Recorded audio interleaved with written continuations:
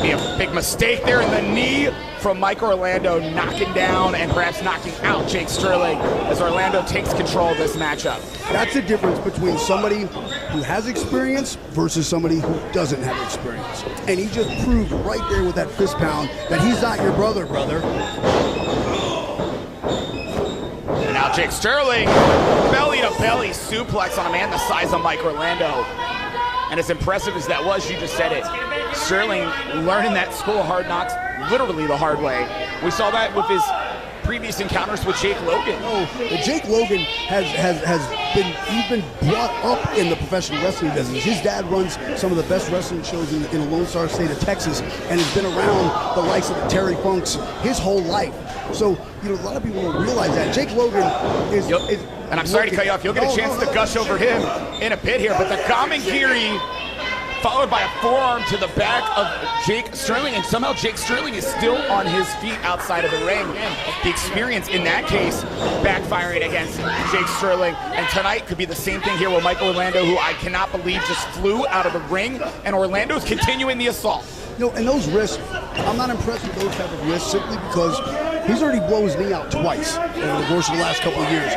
Why risk at this point and at this level and what he's trying to accomplish? Why would you risk something like that with those previous injuries? Stick with what brought you to the dance, do what you know, and keep sticking with those basics. It's those things like that that can cost you that match and sends Jake Sterling with that rocket ship strapped to his back. People watching this at home have no idea what it's like. People bang their head on their cabinet and almost get knocked out. Imagine getting a knee. Pin. Imagine getting a knee from somebody 280 pounds. I've taken them before. I hate them. It's one of those things that'll knock you in the middle of next week. Oh, it's almost impossible to convey it, but right now, look at this. Maybe think a sharpshooter there, but Orlando not only fighting off Sterling, but smartly taking out the knee of Jake Sterling. Take his knee out before he takes yours out. And in fact, Orlando continuing that assault. He's now targeted a body part.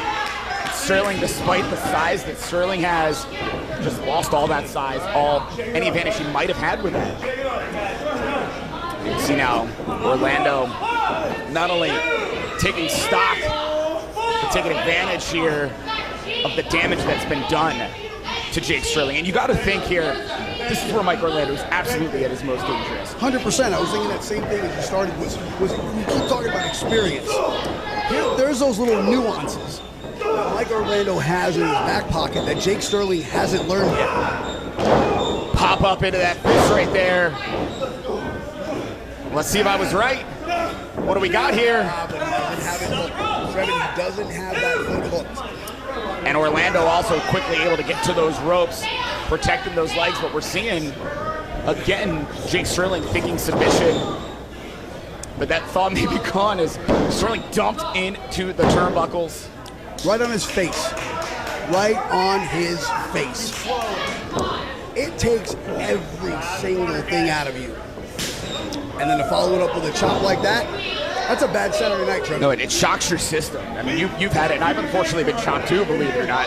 Nowhere near as many times as you, but it's literally like a shock. It it's hurts. like a lightning bolt, and your heart, every inch of your body gets this jolt. And oh, by the way, after having the wind knocked out of you, like Jake Sterling likely does, man, few people could take one of those, let alone multiple, and Jake Sterling's starting to fight back. 100%. Huge spine buster.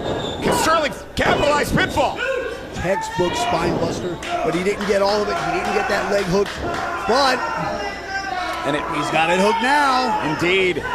Try and try.